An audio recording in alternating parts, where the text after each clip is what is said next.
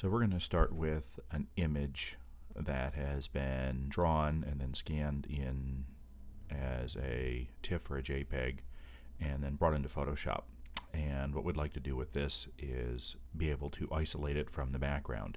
As you can see from the layers panel, we have a solid background that has white all around it, and like to be able to get all of this detail selected out. And there's a couple different ways we could actually do this. One of the ways is using channels, which is a little bit tricky, but the other way is this really unique feature that works absolutely great. First, what I'm going to do is I'm going to give it this some more contrast, and I'm going to go into the image adjustments, and I'm going to do a very simple levels. And on the levels, I'm going to take my shadow slider, I'm going to make the darks darker here, and I'm going to take my highlight slider and I'm going to make my lights lighter. And you can see making the lights lighter is going to get rid of some of the detail in the background there. And then I can go ahead and slide this shadow slider in a little bit darker, and then work with my mid-tone here to kind of gain some detail in the illustration.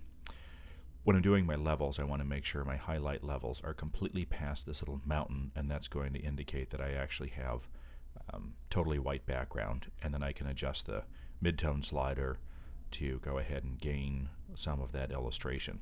Once I've got that, I'm going to go in with my eraser tool and just going to grab my eraser, and I'm just going to go and clean up some of these little spots here that got picked up from the scanner, whether it was dust in the scanner, and just kind of get rid of those little bits and pieces so that I don't have that translated into the final piece. And you can do this afterwards too. This isn't something you do. Is you want to double click on your background layer and actually turn it into your layer, and of course always name your layers.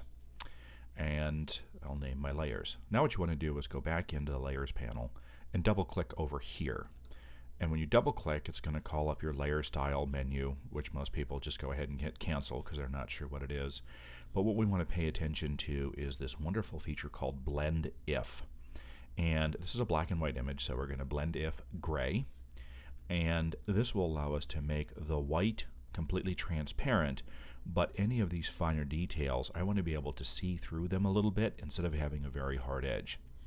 So I'm going to take my highlight slider here and my blend if layer, and I'm just going to snap it right off the end, just a little bit. Then all of a sudden, miraculously, everything goes completely clear. And when we do that, I'm going to zoom in and show you what happens. I just clicked OK. And when we zoom in, you can see that I still have some white around these areas. Now this looks really good because it's on a white background, but if I were to put this on a color background, you can see all this little detail. So going back in, I'm going to double click on my layer again, and you'll see that it goes from white to transparent. Now the trick to this is you're going to hold down your Option key, and you're going to Option click, and you're going to split. I call that my little bean right there. And you're going to take that portion and you're going to slide that down. And as you slide that down, you'll see on screen what starts to happen. All of the white pixels begin to become transparent, and then all of the fringe pixels become translucent, which if I place this over a color background, all these little fringe pixels won't be solid color. They will actually become translucent and allow color to show through.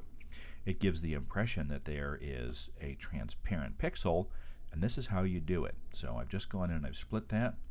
Now, the trick to this, we're not done yet. I'm going to zoom back out, and it looks great. And so I put a layer behind here. I can go ahead and fill it with a background layer, and it all looks good. But you notice that this layer thumbnail here is not actually transparent. And so because it's still filled with white, it just looks like it's transparent. And the trick to make this a truly transparent layer is this. Put a new transparent layer underneath it, and you can see there it's still filled with white. And what we're going to do is we're going to select both layers, and we are going to merge the layers together. So we're actually merging our pseudo transparent layer with a transparent layer, and once you do that, you will end up with a completely transparent layer. And then you're done. Now if we were to go in and put a color behind this, any color, I could go in, and because we're in grayscale here, now when I put that color behind, it's going to blend in absolutely perfectly and leave no fringe details whatsoever on that artwork. And that's how you take any artwork and give it a transparent background, but make it look totally believable.